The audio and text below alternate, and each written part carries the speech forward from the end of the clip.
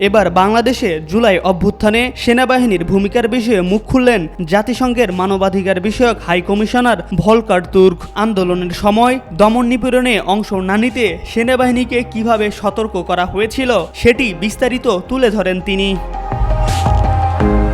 সম্প্রতি BBC world সার্ভিসের heart টক অনুষ্ঠানে কথা বলেন ভলকার তুর্ক। বিবিসির ওয়েবসাইটে বুধবার ওই অনুষ্ঠানের পর্ব প্রকাশ করা হয়। হার্ট টক অনুষ্ঠানে তুর্কের সঙ্গে কথা বলেন বিবিসির উপস্থাপক স্টিভেন সাকার। সেখানে এক পর্যায়ে উঠে আসে বাংলাদেশ প্রসঙ্গ।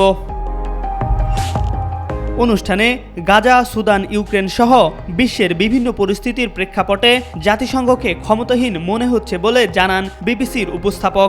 জবাবে উদাহরণ হিসেবে বাংলাদেশের কথা উল্লেখ করে ভলকার তুর্ক তিনি বলেন, বাংলাদেশে গত বছরের জুলাই আগস্টে ব্যাপক আন্দোলন করেছিল শিক্ষার্থীরা। শেখ হাসিনার সরকার দমন নিপীড়নও চালিয়েছিল।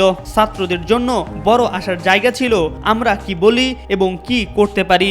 আমরা সেনাবাহিনীকে সতর্ক করেছিলাম, যদি তারা দমন নিপীড়নে জড়িয়ে পড়ে তাহলে আর তারা শান্তিরক্ষা মিশনে অংশগ্রহণকারী হিসেবে থাকতে পারবে না, যার ফলশ্রুতিতে আমরা পরিবর্তন দেখতে পেলাম। ডক্টর মোহাম্মদ ইউনূস সরকারের দায়িত্ব নেওয়ার পর তথ্য সংগ্রহে একটি অনুসন্ধানী দল পাঠিয়েছিল জাতিসংঘ। সেই পরিস্থিতিতে জাতিসংঘের এমন পদক্ষেপ কিভাবে ভূমিকা রেখেছিল সে ব্যাপারেও কথা বলেন তুর্ক। বলেন, অধ্যাপক ইউনূস যখন অন্তর্বর্তী সরকারের প্রধান উপদেষ্টার দায়িত্ব নিলেন, তিনি আমাকে তাৎক্ষণিকভাবে বলেন, আপনি কি একটি অনুসন্ধানী দল পাঠাতে পারেন?